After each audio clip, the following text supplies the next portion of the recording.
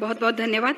इसके बाद मैं यहाँ पर आमंत्रित करती हूँ ओपनिंग रिमार्क्स के लिए joint secretary logistics MoRTH Shri Suman Prasad Singh ji को।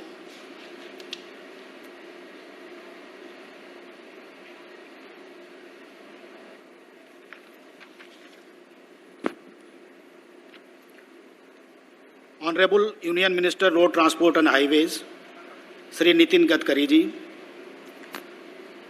Honourable mayor Shri Dayashankar Tiwari ji, honourable MP Wardha, other distinguished guest sitting on the dais, ladies, gentlemen and media friends. I feel privileged for being given an opportunity for delivering the opening remarks during the MOU signing ceremony for development of MMLP at Nagpur, which is one of 35 MMLPs to implemented under Bharatmala परियोजना। मुझे बताते हुए काफ़ी हर्ष हो रहा है, अपार हर्ष हो रहा है कि भारतमाला परियोजना का शुभारंभ अपने माननीय मंत्री के काल में ही हुआ है और इसका अप्रूवल 2017 में हुआ है। भारतमाला परियोजना का मुख्य उद्देश्य ही है कि हम किस तरह से लॉजिस्टिक कॉस्ट को कम करें। नए इकोनॉमिक कॉरिडोर बनाए जा रहे हैं, उसमें नए एक्सेस कंट्रोल्ड एक्सप्रेसवे भी हैं जो 2 स्थानों को या और उसमें पड़ने वाले शहरों को जोड़ता है, जो कि ग्रीनफील्ड एक्सप्रेसवे है। साथ में जहां कहीं भी कंजेशन पॉइंट्स है वहां पर फ्लाईओवर, शहरों में बाईपास या रिंग रोड, इस तरह से बना करके हम कंजेशन जहां कहीं भी है उसको हम दूर करने का प्रयास कर रहे हैं। एक अध्ययन किया गया था जिसमें लॉजिस्टिक इफिशिएंसी इन्हांसमेंट प्रोग्राम के तहत जहां जहां ऐसी व्यवस्थाएं करने के लिए बात हुई थी वो सारे परियोजनाएं भारतमाला में लागू हैं और भारतमाला परियोजना फेज 1 अभी ऑलरेडी कार्यान्वयन में है।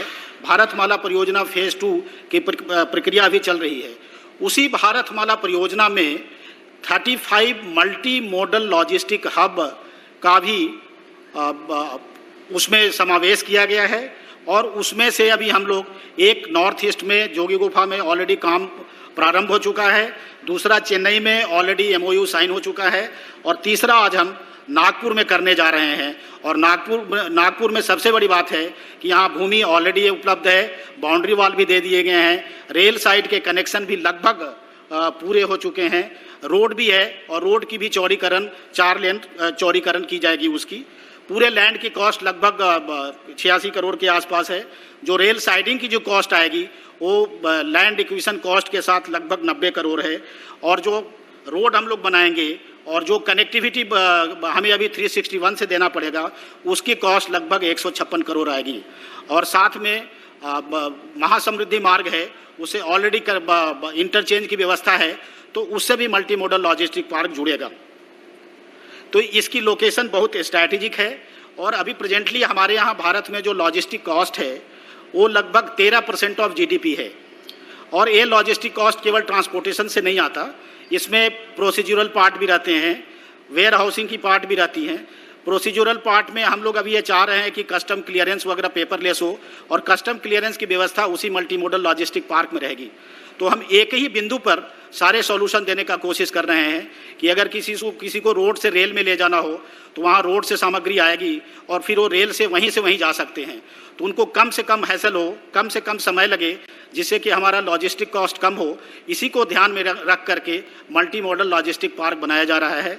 और जैसे हमारे NHLML के CEO बताए कि not only for goods, for passengers also we are going to develop this intermodal station like Nagpur, Varanasi, Katra or like that. So in this way we are trying to reduce the logistic cost both for good transport as well as the facility for the passenger transport.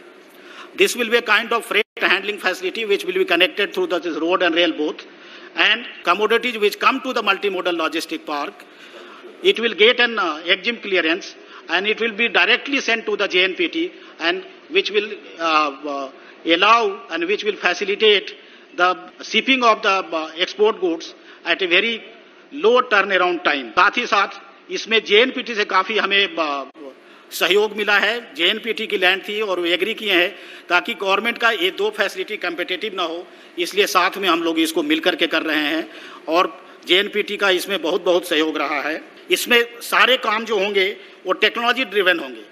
Maximum प्रयास किया जाएगा कि इसमें paperless work हो और minimum human interference हो। इसी के साथ मैं अपने वाणी को विराम देना चाहूँगा। धन्यवाद। जय हिंद।